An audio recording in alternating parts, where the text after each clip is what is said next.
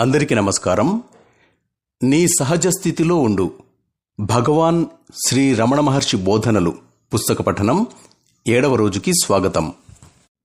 పుస్తకంలోని 1వ భాగం ఆత్మలో 2వ అంశం ఆత్మజ్ఞానము, ఆత్మ విస్మృతి తరువాతి భాగం విందాం. భగవాన్, అవాస్తవం ఎట్లా వచ్చింది? సత్యం నుంచి అసత్యం ఉద్భవించగలదా? ఉద్భవించిందేమో గమనించు. ఇంకో కోణం నుంచి చూస్తే అసత్యమంటూ ఏమీ లేదు. ఉండేదల్లా ఆత్మ ఒక్కటే.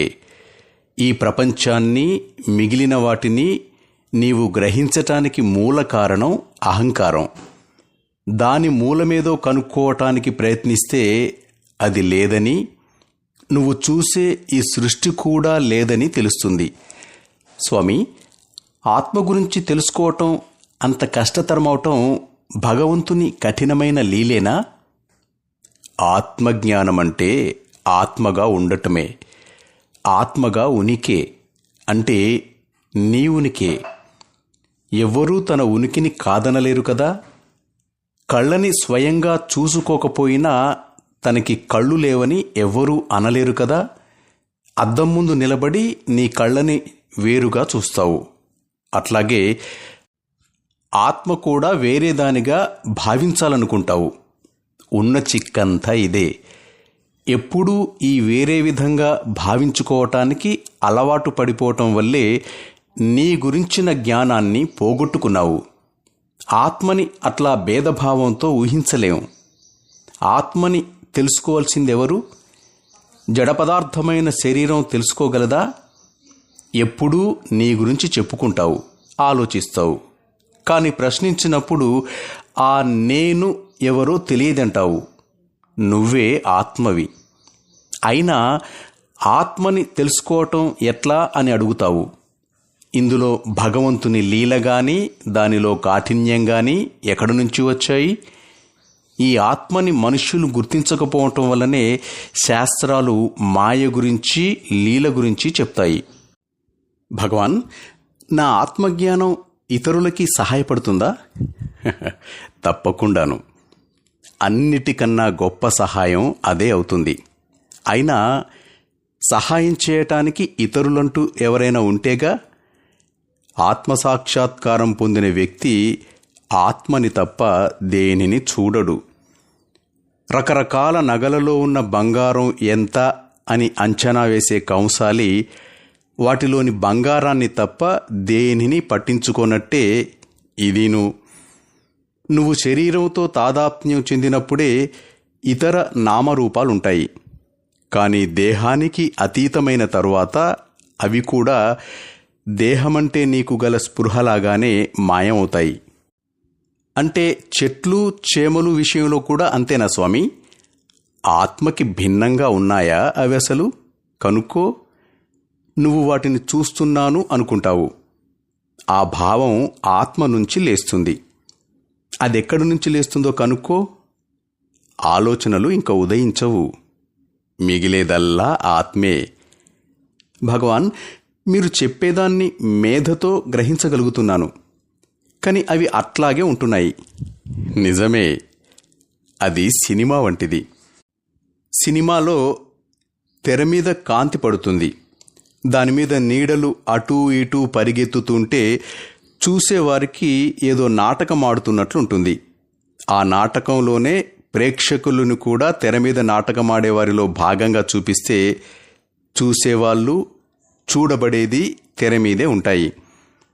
నీకు దీనిని వర్తించుకో. నువ్వు తెరవి. ఆత్మ అహంకారాన్ని సృష్టించింది. అహంకారానికి గల భావాలు ప్రపంచంలాగా ప్రదర్శించబడతాయి. నువ్వు చెప్పిన చెట్లు, చేమలు వీటిలోనివే. ఇవన్నీ ఆత్మ తప్ప వేరే ఏమీ కావు. నువ్వు ఆత్మని చూస్తే అన్నీ, ప్రతి చోట, ఎప్పుడూ అదే అని తెలుస్తుంది. ఆత్మకి తప్ప వేరే దేనికి ఉనికి లేదు. అవును స్వామి, కానీ నాకింకా బుద్ధితోనే అర్థమవుతోంది. మీ జవాబులు ఎంతో సాదాగా, అందంగా, ఒప్పించేవిగా ఉన్నాయి. నేను సాక్షాత్కారం చెందలేదు అనే భావం కూడా ఒక ప్రతిబంధమే. ఉన్నదల్లా ఆత్మ ఒక్కటే.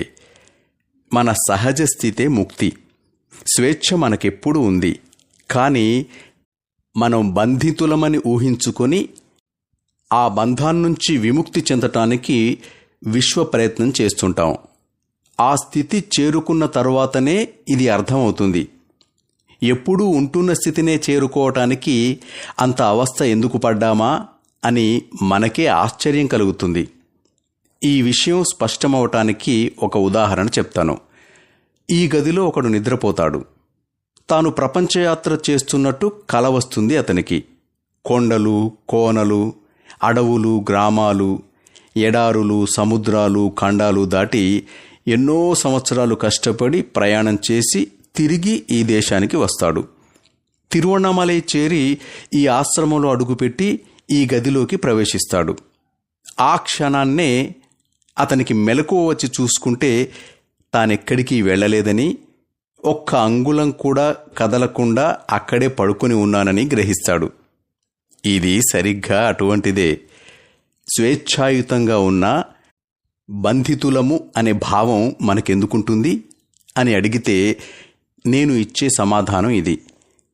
ఈ గదిలో పడుకుని ఉండగా ప్రపంచయాత్ర చేసినట్టు, కొండలు, లోయలు, అడవులు, సముద్రాలు దాటినట్టు ఎందుకు ఊహించుకున్నాడు? ఇదంతా మనస్సే, మాయే అని నా సమాధానం. భగవాన్, ఆత్మసాక్షాత్కారం కానివానికి ఉన్న ఒకే ఒక సత్యం గురించి అజ్ఞానం ఎట్లా కలుగుతుంది? అజ్ఞాని మనస్సునే చూస్తాడు. అది ఆత్మ నుంచి ఉదయించే శుద్ధ చైతన్యానికి ప్రతిబింబం మాత్రమే. ఆత్మ గురించి అతనికి తెలియదు. ఎందుచేత? అతని మనస్సు ఎప్పుడూ బయటకే పరిగెత్తుతూ ఉండటం వల్ల, తన మూలాన్ని తెలుసుకోకపోవటం వల్ల. స్వామి, ఆత్మ నుంచి ఉద్భవించే అనంతము, అవిభక్తము అయిన శుద్ధ చైతన్యపు జ్యోతి అజ్ఞానికి ఎందుకు సాక్షాత్కరింపదు? కుండలోని నీరు ఎంతో పెద్దదైన సూర్యుణ్ణి ఆ కుండ పరిధులలోనే ప్రతిబింబిస్తుంది. అట్లాగే హృదయం నుంచి వచ్చే విశ్వవ్యాప్తము, అనంతమునైన ఆ చైతన్యపు కాంతిని మనిషి మనస్సులోని వాసనలు ప్రతిబింబించటానికి ఒక మాధ్యమమవుతాయి. ఈ ప్రతిబింబం యొక్క రూపాన్నే మనస్సు అంటారు. ఆ ప్రతిబింబాన్నే చూసి అజ్ఞాని తాను పరిమితుడనని, జీవుణ్ణని, వ్యక్తినని భ్రమపడతాడు. స్వామి, ఆత్మసాక్షాత్కారాన్ని పొందటానికి ఆటంకాలేమిటి? మనస్సు యొక్క వాసనలు.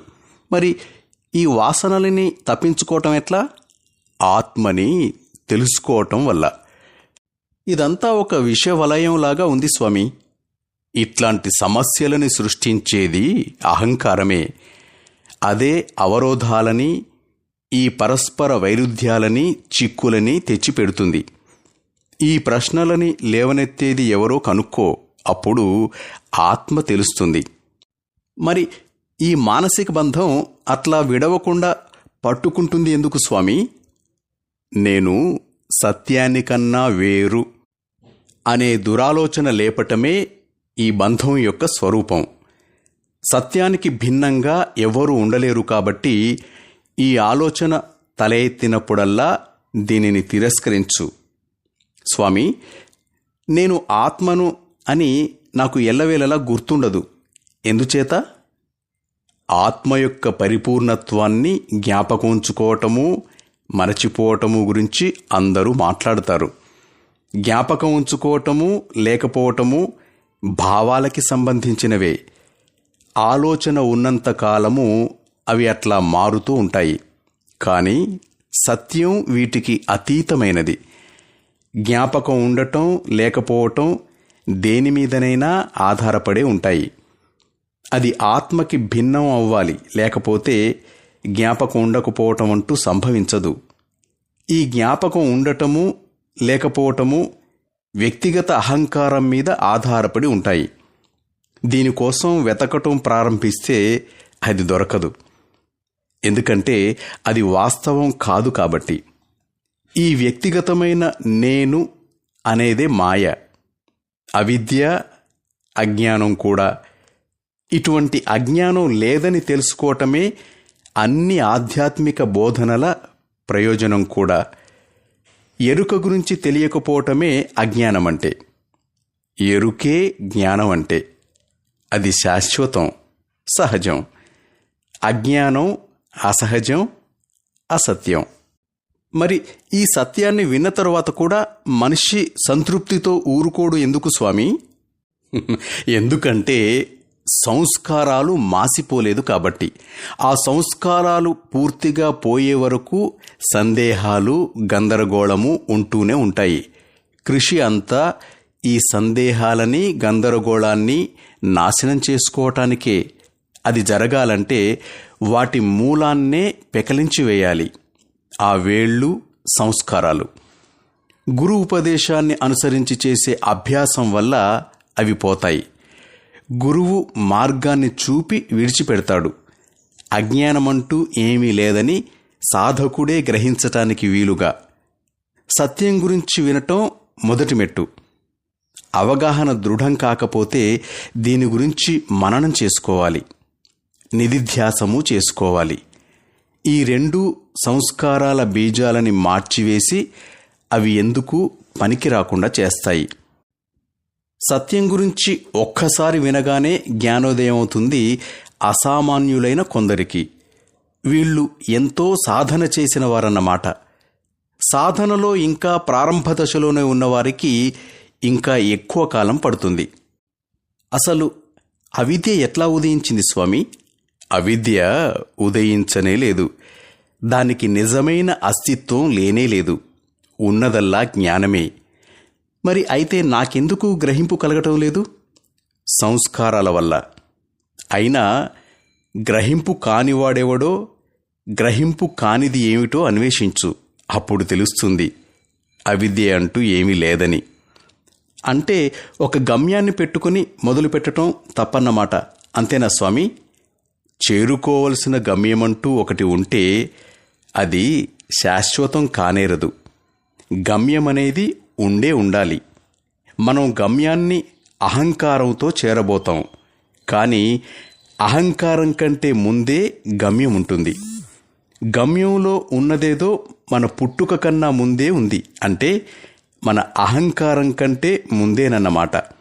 మనం ఉన్నాం కాబట్టే అహంకారం కూడా ఉన్నట్లు అనిపిస్తుంది. ఆత్మనే అహంకారంగా మనం భావిస్తే అహంకారమే అవుతాం.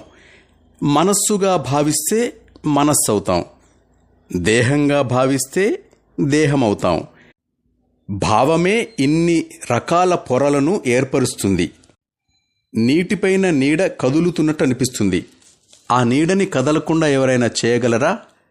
అది కదలకుండా ఉంటే నీకు కనబడేది నీరు కాదు, కాంతి మాత్రమే. అట్లాగే అహంకారాన్ని, అది చేసే పనులని లెక్కపెట్టకు. దాని వెనుకున్న కాంతినే గమనించు.